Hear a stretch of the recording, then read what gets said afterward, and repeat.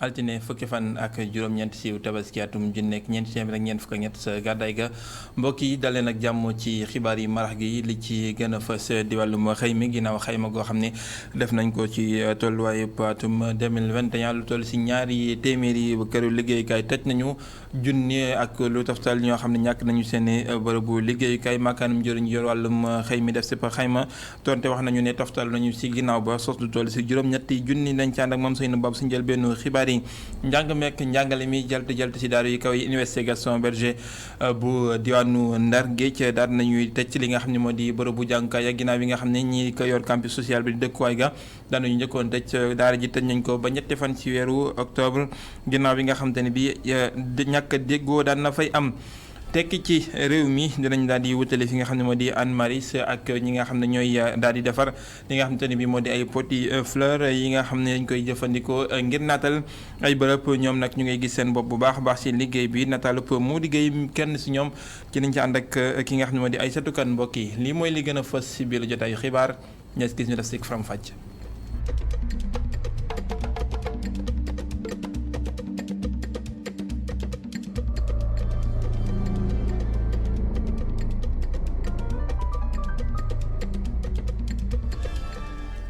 ñu def ab taxaw seetlu si këru liggéeyukaay yi ci atum 2021 lu toll si ñaari téeméer tëj ñu ci lu ëpp junni ñàkk seen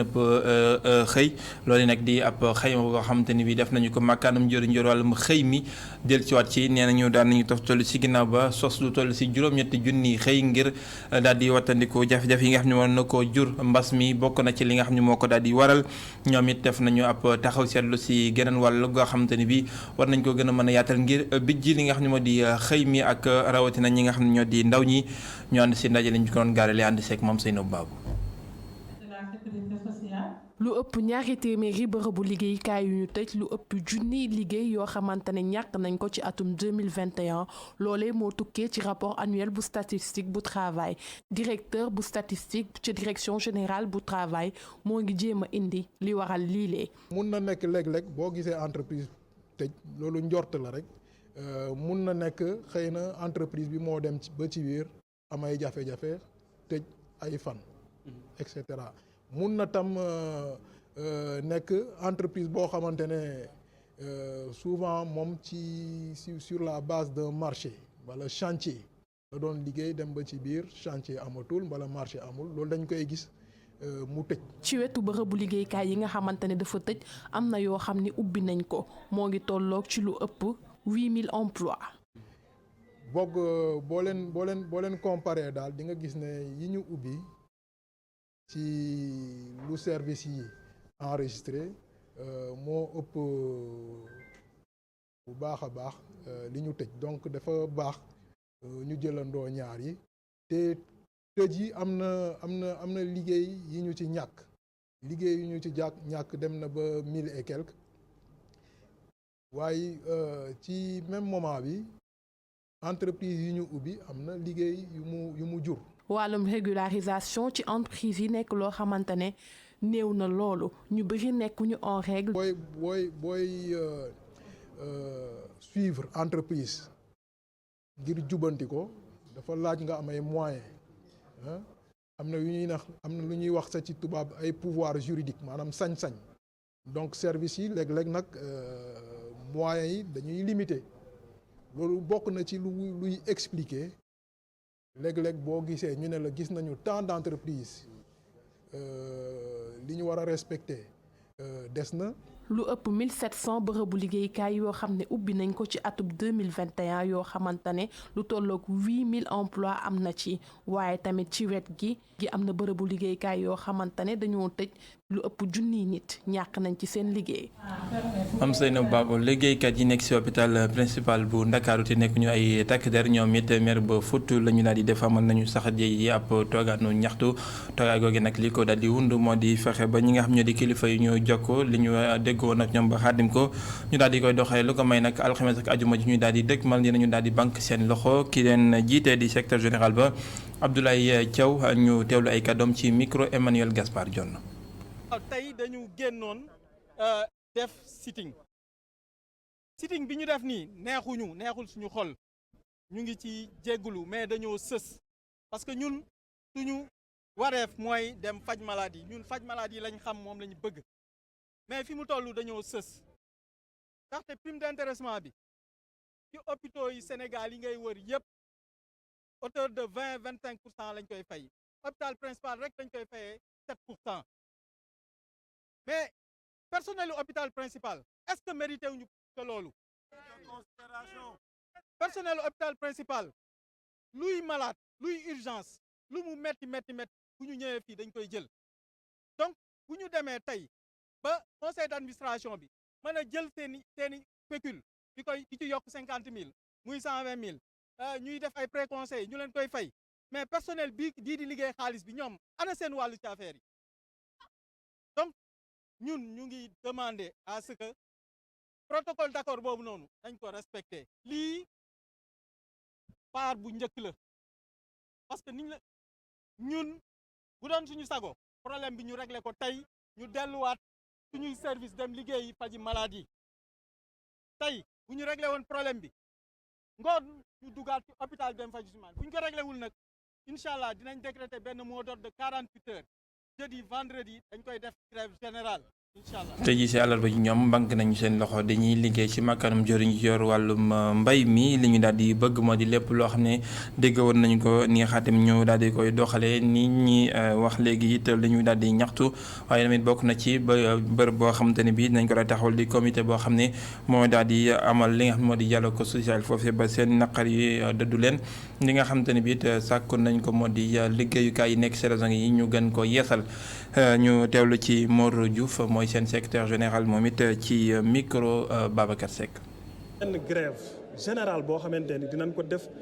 ci service su ministère de l'agriculture yëpp loolu nag li ko waral mooy dañoo seetlu ni président de la république dafa joxe ay ndigal ay instructions yu wóor wax ni bépp ministre na nga fexe ba lii di dialogue social nga maintenir ko séq ay waxtaan ak partenaires sociaux yi ñu leen di wax les syndicats. bi mu ko waxee nag ñun li ñu jaaxal mooy Moussa Baldé mi nga xamante ni moo yor mbay mi ak son secrétaire général bi nga xamante ni moom mooy président comité de dialogue bi nga xamante ni mooy cadre bi ñu war a séqee waxtaan yi depuis at a ngi nii ñu lànk kandaare ni ñoom duñu woote dialogue boobu te boo demee ci article bi nga xamante ni mooy article 3 te mu créé comité de dialogue boobu à travers arrêté boo xamante ni ministre bi moo ko xaatim dafa wax ni ñetti weer yu nekk dañoo war a daje waxtaan tënk ay dogal jébbal ko ministre bi pour que mu jël ci ay solution parce que fii li ñu fi war a wax bari na ñëpp xam nañ ni fonds d'intervention bi toll ci 2 milliards dañoo war a teg benn comité bu koy saytu pour xam xaalis fu mu dugg fu mu génn ak nuñ ko jëfandikoo loolu amul. lu jëm ci wàllu bâtiment yi nga xamante ne dañ ko war a defaraat loolu tamit war nañ cee indi ay solution lu jëm ci contracteurs yi war nañ cee indi solution moo tax ñu ngi ñaan Moussa Baldé mu jox ay ndigal secrétaire général Pape Malick Ndaw mu woote comité bi ndaxte bu ko deful ñun li ñuy def mooy lii duñ ko dakkal dañuy continuer ak ay grève yu saf-sap. ñu demaat ñu wutali diwaanu Madiyana ci diwaanu Touba la nekk gox boobee nag ñàkkum ndox ak jafe-jafe jot ci ndox mu matale moom la ñuy faral di dund waral nag ak kuréel goo xam ne fa daal di juddoo di ànd taxaw Madiyana taxaw temm nag ngir daal di saafara jafe-jafe yooyu li ñu bëgg moo di jafe-jafe ma jot ci ndox daal di dakk foofee ca diwaanu Madiyana Touba ñu fekk fa Gora Ndak Lo ak Thierno Faye. fexe ba tàggale ak Madiyana jafe-jafey ndox loolee di xememteefu association ànd taxaw Madiyana ginnaaw ay at mu taxaw ci mbir mu ni mel ngir fexe ba gunge askan wi yeewoo ci gox boobu lii. ku ne xam na Madiyana ba mu sancoo ba léegi ku ne xam na ni ndox moom mosu fee am waaw wala bu fi dee amit tuut la woon waaye jàpp naa ni bii kuréelu ànd taxaw Madiyana juddoo ak léegi suñ borom dogal na ndox moom tàggoo nañ ak moom dadi nag am mbir 100% moom yombut waaye jàpp naa ni bu fekkoon tey dañ ko doon xayma mën nañoo wax ni am nañ 80% te yaakaar naa lii ñu ciy defaat mën na dem ba méngoo ak li nga xam ne moom lañ fi defoon wala mu ëpp ko kon day mel ni kon sama ko sañee wax damay wax ni kon bu lii eggee ak jàmm yàlla mën nañoo dimbali ndox moom ñu am ko 100%. ci noonee moom président wu association ànd taxawu Madiyana yokku ca ne quartier yu bëri ci Touba Madiyana jot nañoo bénéficier wu ci adduction d'eau potable bi ñu amal ci gox yi léegi. tàmbalee Madiyana 1 defe naa def nañ fa lu war a toll ci 1 kilomètre tiwo buñ fa jógee ñu ñëw Madiyana 2 def nañ fa lu toll noonu mook 3 Madiyana 4 gi defe naa kàmb yi fii la nekk nii gis ngeen ko liñ fi tëral ci tiwo jàpp naa ne ëpp na 1 kilomètre. te am na yeneen ruq-ruqaan yoo xamante ni bii buñ paree dañuy duggaat ci biir ngir jékki-jékkalaat réseau bi ndax réseau central yi nga xam ne moom la ñuy tëral nekkul ni ñëpp mën na cee naan waaye nag fi nga xam ne moo amaat jafe-jafe it mën nañ faa demaat def ko ay raccordement yoo xamante ni bi ay 90 lañ koy def wala ay 103 wala 110 wala lu mu laaj rek. ci noonu it association ànd taxawu Madiyana ne it day dugal loxoom bu baax ci wàllum aspect social ngir fexe ba dimbali askan wi. sun mbokki diaspora bi ñu ngi leen di nuyu bu baax di leen siyaare ñoom itam ñu jàpp ci liggéey bi leen ndax man na maa wax sax ni dañuy cotiser ci diaspora bi wëlbatiku di cotiser waat fii ci Madiyana di ci soññ seenu njaboot mu mel ni ki ci jàppandal gi nga xam ni jàppale nañ ko liggéey bi. am na ay lal yu am solo yoo xamante ni bii andi woon nañ ko fi mu toll ci fukki lal ak ñeent ba jëm juróom-benn ñu yóbbu ko ci poste de santé yi nga xamante ni bii moo nekk ci Madiyana moment bi ñu ko doon yóbbu it wax dëgg yàlla tombe woon na ak poste de santé yi yittewoo ko ndax suur bi ñu ko yóbboo mën na maa wax ni bi ñu ko yóbbu rek ci sun kanam lañ ko posé te itam mel na ni ci sun kanam lañ ci tëralee ay malade. def Madiyana cité modèle loolee di xemmemteefu membre yi bokk ci association ànd taxawu Madiyana ginnaaw it ba ñuy rafetlu taxawaayu kilifa yi nekk ci administration bi naka noonu kilifa diine yi léegi. ñu jógee diwaanu Touba wutali Kaolack lu toll si ñaar téeméeri commune di ay gox foofu jot nañu si ay lampadaires yoo xam te ne bi si mbëjum jant bi lañ leen daal di branché di ay solaire juróom benn junni ak juróom benn téeméer yu daal di faccantikoo ci ab semb boo xam ne mu ngi tukkee ci gouvernement gi ñu dem ba Kaolack fekk Fadama Sarr ak Assou Mbaye ci ñaareelu phase jëm ci programme bi nga xamee ne dañ ko jagleel wàllu éclairage public jaarale ko ci lii di wàllu solaire région bu Kaolack nag dina am lu toll ci juróom benn junni ak juróom benn téeméeru lampadaire ngir rek gën a leeral lii di commune yi nekk ci diwaan bu Kaolack. région Kaolack dana ci am minimum comme ni ma ko waxee sànq rek 6600 maanaam 6000 juróom benn junni ak juróom benn téeméer loo xam ne mooy minimum. teewul nag waa ASER yi dinañ ñëw ak autorités yi ak maires yi xool exactement le cas pour chaque commune parce que xam nga commune yëpp yemuñu suñ ñëwoon rek nañ ñëpp jox yëpp 200 xëy na am na ñoo xam ne 200 doy na leen ak ñoo xam ne 200 réglé wul seen problème mais nag suñ ñëwee dinañ toog ak ñoom waxtaan xool bi nga xam ne ku ne danañ jéem a seet sa bëgg-bëgg lan la waxuma ne nag ku ne dinañ satisfaire sa besoin parce que besoin yi moom xam nga besoin yi moom kenn mënul naa satisfaire mais en tout cas avec nombre bi nga xam ne moom la ñu commandé nañu def yëpp pour gën leen ñu gën a jege satisfaction besoin. programme bi la nag dafa ñëw ci waxtoom ndax kat ay jafe-jafe yu bari yoo xamee ne commune yi nekk ci diwaan bu Kaolack daan nañ ko jànkoonteeg dina ci indi ay saafara. bi ci njëkk mooy aspect économique bi comme niñ ko xamee commune yu gën a bëri yi nga xam ne moom lañ am. amuñu doole boo xam ne mën na leen jàppale ci ñu mën a taxawee li nga xam ne mooy éclairage public bi xam nga lii di lampadaire solaire yi énergie renouvelable te daanaka boo xoolee li muy dikkee état bi mooy gën a jàppandi ci fànn boobu dina dimbali communes yi ñu gën a mën a ñoŋal seen i budget beneen fànn bi nga xam ne programme bi solo gi nga xam ne am na ko dina ci feeñ mooy wàllu sécurité dafa nekk mbir boo xam ne mbir bu am solo la te jàpp nañ ne mbedd yi buñ ko leeralee yëpp dinañu jàppale bu baax a baax ñu mën a xeex li nga xam ne mooy ñaawteef yi ci dëkk bi. maire yi nga xamee ñoo nekk ci fukk ak ñeenti communes yu ëmb diwaan bu Kaolack dal dinañ rafetlu bile programme nga xamee ne kuréel gi di ANER moo koy amal. Adama Sarr ñu jógee Kaolack wutali Ndar mu ngi ko doon ci bopp xibaar njàng meeg njàngale mi université Gaston Berger bu Ndar tëj nañ ko ba ñetti fan ci weeru octobre ginnaaw ñàkk déggoo gu tar goo xam ne amoon na fa njëkk nañoo tëj bërëbu dëkkukaay ak lekkukaay ya di campus social ba campus pédagogique ba toftal na ci jamono joo xam ne ndongo yaa ngi nekkoon ci digg l'examen waaye nag mujj nañu nangu génn ca daaru ju kawe ja ñu dem ba Ndar fekk fa moom Alas Niang ak Matar Seck. ñenn ñi di waajal seeni bagages ñeneen ñi gàddu bool di wuti lu ñu lekk ci ndaw yu jigéen yi nga xamante ni ñooy togg li ko waral du lenn lu muy tëjub restaurant universitaire yi tey jii conseil académique bu université Gaston Berger de Saint-Louis jël dogal bu day naka suspendre njàng mi ak njàngale mi ba ñetti fan ci weeru octobre looloo tax étudiants yi nangu jóge ci bërëb bi waaye nag ñu ngi dànkaafu kilifa yi. tey jii kilifa gi nga xam ne mooy recteur université bi yaakaar naa bi coordination communiqué pour convoquer ko mu jël ay responsabilités ci situation bi am convoqué na li ñuy wax conseil académique en urgence décision yañ ca jël bokk na ci tëj université bi ba le 3 ñi ñibbi si waat jàng si muy nekk loo xay ni waroon na lool ak waxi démbam li nga xay ni nag dinañ ko préciser mu leer nañ CA bi ñu demee li tax ñu invité recteur mu jël ay responsabilités mu convoqué CA bu ñuy tëj université moom mu tëjal ko boppam en personne lii bokkoon na ci ñu am ay garantie yu leer nañ que ni bu ñuy ñibbi si waat fii nii si université bi kenn du fi wax section unique kenn du fi wax année invalide.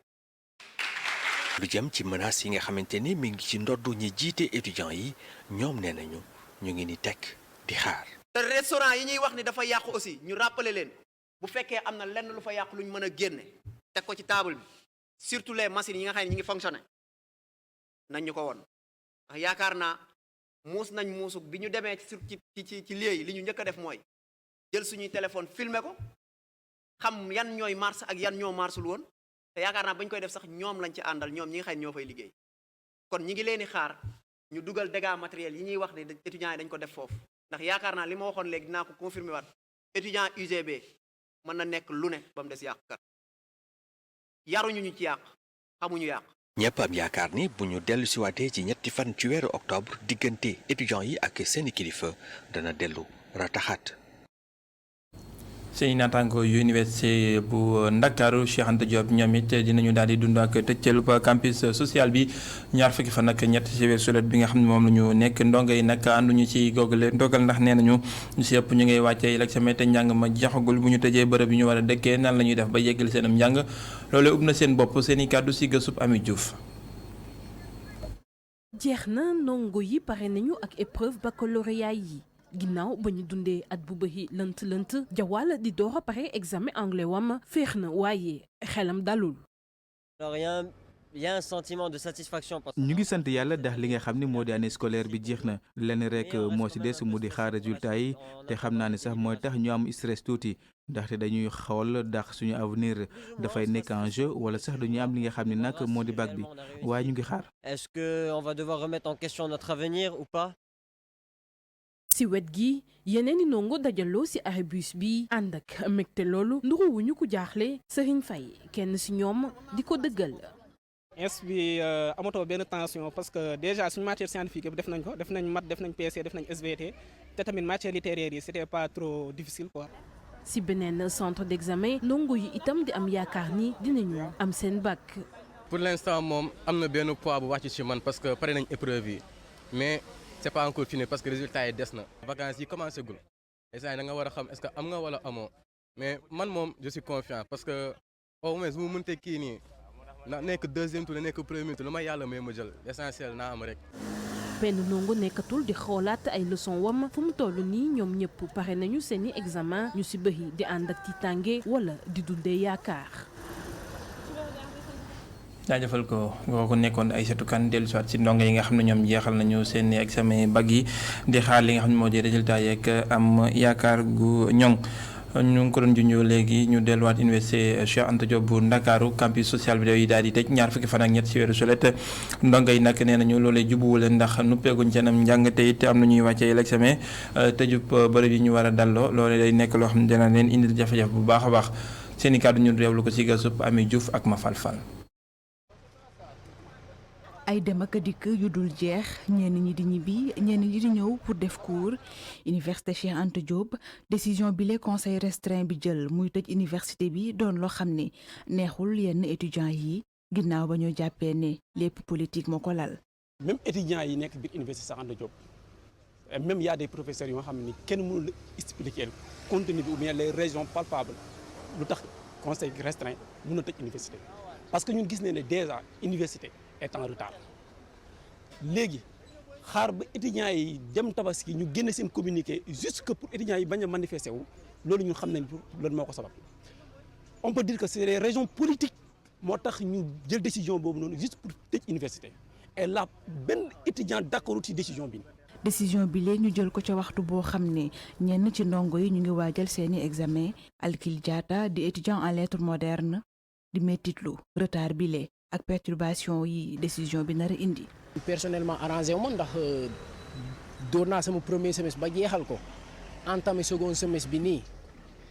entamé second semestre bi d'habitude mënoon nañ ko jeexal bu ñuy dem sax après ñu ñëw xoolaat naka nañ ñi may benn 15 jours ñu réviser door examen mais da ngay dellu si waat encore pour reprendre naat second semestre bi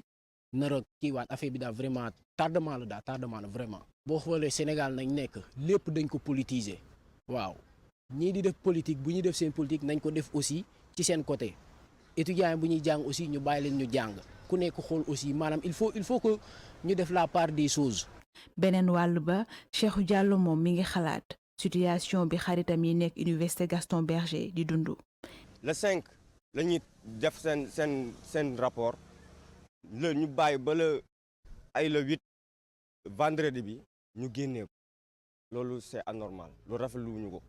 mun ba pare am na ñoo xam ne dañoo dem ba Kolda les moyens ne sont pas réunis nous sommes des étudiants ñu dem ba Kolda ñu reveniraat pour lan jëlaat seen bagage UGB lu fa jot a am moom rafetluñu ko ñu ngi koy ñaawlu parce que ay doomu jàmm fu ñu nekk dañoo war a lekk waroon leen di leen torturer ci manière boobu noonu parce que amuñu fenn fu ñu lekkee amuñu moyen fu ñu jëndee repas nga tëj université bi te ñu ngi si biir àll bi. étudiants yi dina xarlu décision bi nga xam ne conseil restreint bu université bu Dakar jël na ko ñu jàpp ne dara warta tax rek ñuy naxasal li nga xam ne moo di système bi ñuy sàkku ñii di conseil restreint bi ñu daal di dellusiwaat ci seen décision bi leen. jaajëfal ko Ami Diouf ñu wàcc ba si jaare yu suufe yi ak li nga xam ne moo di CFEE bi résultat yi gën li mu daal di fësal moo di diwaanu Sikicoor ñoo si gën a ràññeeku ci réewum Sénégal téeméer bu jël am nañ juróom-ñett fukk ak juróom-ñett yu toftal loolee nag teewul sax amoon nay jafe-jafe yoo xamante ni bi amoon na ca UFF bu Bignona ginnaaw bi nga xam ne tëjoon nañ ko ak wàllum carré gi ak li nga xam ne moo di takk der yi lañ fa doon def loolee nag man gu ñu daal di amal bu ñu jógandikoo si IA bu Sikicoor moo waral ñu daal di jooyanti yooyu lay rëq-rëq ñu dem ba Sikicoor fekk fa Assane Ba ak Doudou Sambo.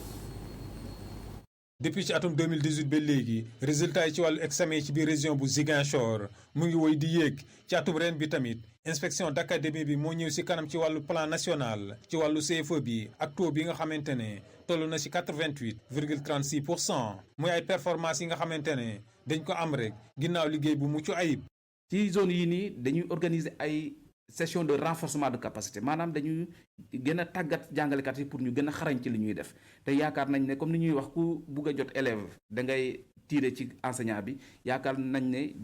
formation yi ñu doon organiser ci pour jàngalekat yi am na jeexital ci seen i njàngale ak ci résultats yi nii ñu am. beneen wàll bi moo itam dañuy góorgóorlu kem kattan pour jàppale xale yi nga xamante ne seen waajur dañuy néew doole déjà. ndorteele année bu nekk ak association La Boussole dañuy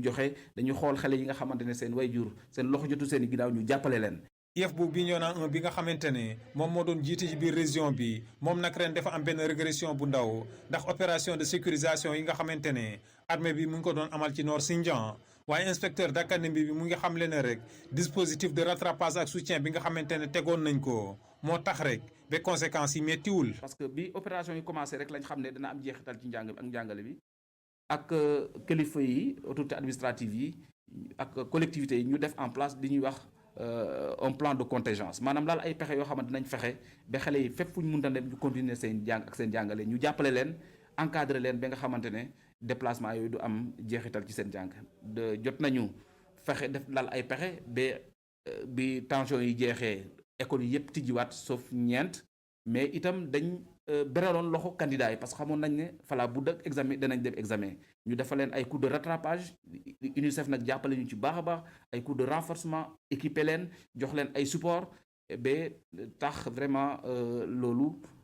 am na mun nañ wax ne naam am na jeexital mais en tout cas ni mu waroon toll ci ay dégâts tolluwu ni parce que ginnaaw première place bii nag inspection d'académie bu Ziguinchor ñu koy xaar ci wàllu résultat bac yi ak BFM yi ngir mu confirmer dynamique bu baax bi nga xamante ne ci moom la nekkee.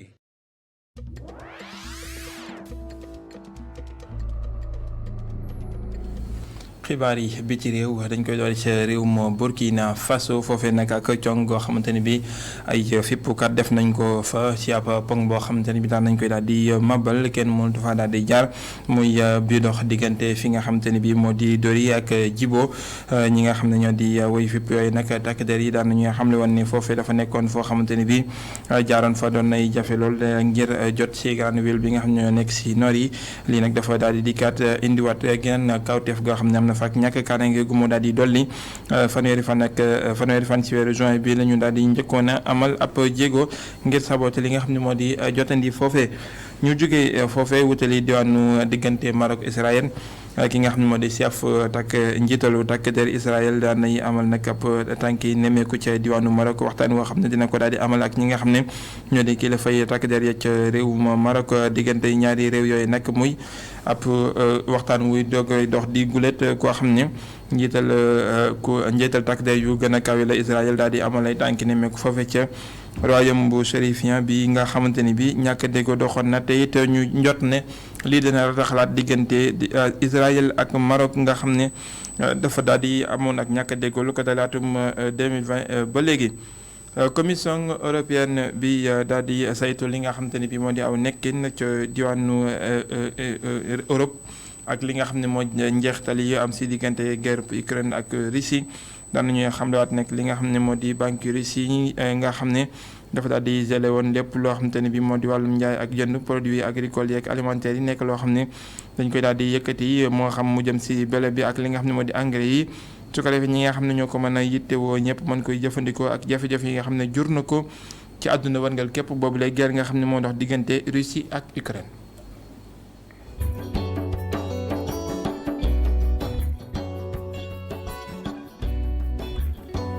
ci gàncax gi lay yëngu defarkat yi poti fleur la ca diwaanu Maris la nekk mu ngi ciy gis boppam bu baax a baax yàgg na ci lool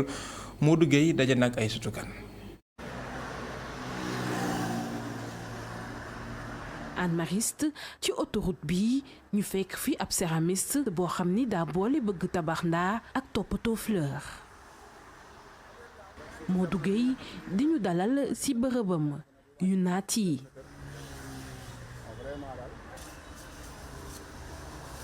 ngir mun a defar potu fleur yu wute yi ay kàmb lay gas moom mi day tànn benn dayo mu def ko ci kàmb bu mu gas ba mu xóot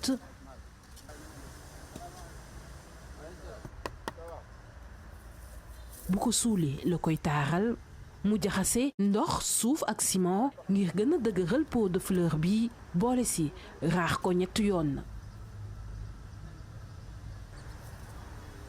bu amee ñett fan ci biir suuf si lu koy sulli ngir door ko mën a peinture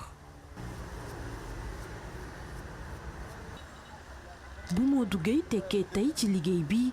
ginnaaw ndimbalu nijaayam mi ko ci tàggat ba muy am fukki at ak juróom-ñett lu jóge Touba ñëw di fi jàng defar ndaal. ma papa tuxu Touba bi ñëwee Touba nag laa ñëw rek ñëw Ndakaaru bi ma ñëwee ñu yabal ma sama nijaay foofu la doon liggéey ay ndaal ma ñëwee tamit ma daal di say nekk di yanu ndaal di ko jaay ñoo ko defee ay ñaari at ñetti at après mu jàngal ma liggéey bi ma man ko comme ça ngay liggéey di tabax ndaa di nit ñi di yanu di jaay di am seen wërsëg. fanweeri at ak juróom benn ngi nii muy yëngu su defarum pot de fleur tey mu yor juróomi atelier tey jàngal ak a fay lu ëpp ñaar fukki nit. man kay li ma sànc ci atelier mën na juróom yoo xam ni yii da nga fay am ñaari at yii da nga fay am 6 mois yii da nga fay am mais fii nag am naa fi 10 ans moom. man ba ma commencé ber sama place rek laa di nekk di ndaw yi di am ay ndaw yu ma liggéeyal ku fi nekk moom ah yàlla mën na laa may li nga bëgg yàlla dogal na ñi fi ñëwagul ñëpp nag ñu bari am nañ li ñu bëgg ndax ñenn ñi am nañ leneen dem ca ñenn ñi ñu ngi continuer am seen atelier nekk ci ñenn ñi tamit ñu ngi fi ak man ba léegi. xëy si ñëw rek tey bu xëyee dina am tournée 2500. ci loolu nag ci lay jàngale métier. ginnaaw ay at yu mu xoslu di liggéey tey Modou di jëriñoo ñàkkam. waaw maa ngi ci gis sama bopp wax dëgg yàlla waaw maa ngi ci gis sama bopp di wax dëgg yàlla. ba ma waree am jabar takk naa ci jabar wax dëgg yàlla ba ma waree tabax sama kër tabax ya ma tollooli tabax naa ko ba ma waree dem ba yeneen am tabax yi xewit am naa ko wax dëgg yàlla dimbal na ma tamit am naa ci oto bu may liggéey waaw loolu yàlla dimbal na ma ci loolu wax dëgg yàlla moom. waaye liggéey boo gis tolof du ci ñàkk bërëbu liggéeyukaayu Modou dikk fi yombul boole ci yokkute njëgu suuf seeg ciment bi. xam nga fii ñu taxaw nii rek daanaka xam nga dañ fiy jàppante rek waaye du liggéeyukaay parce que client bu bëgg a ñëw tuut ci kanam nii client bu bëgg a ñëw du taxaw jafe-jafe jëkk yi moom mooy foo liggéey place boo liggéey ciment bi seer na suuf surtout suuf bi ciment bi sax moom tane na mais suuf bi moom na nga koy amee moo gën a jafe. fii ñu taxaw nii jafe-jafe yu ne fekk na ma fii am naa ci problème yu nekk ci suuf bi fii wàcce naa fi suuf police fekk ma fi yóbbu ma central ñu tëj ma 15 jours ni ma waroo fi wàcce suuf. si gëtu Modou liggéey yëpp yam tax ba muy ñaax kilifay réew mi ñu gën leen a gëstu jàppale ak bàyyi xel.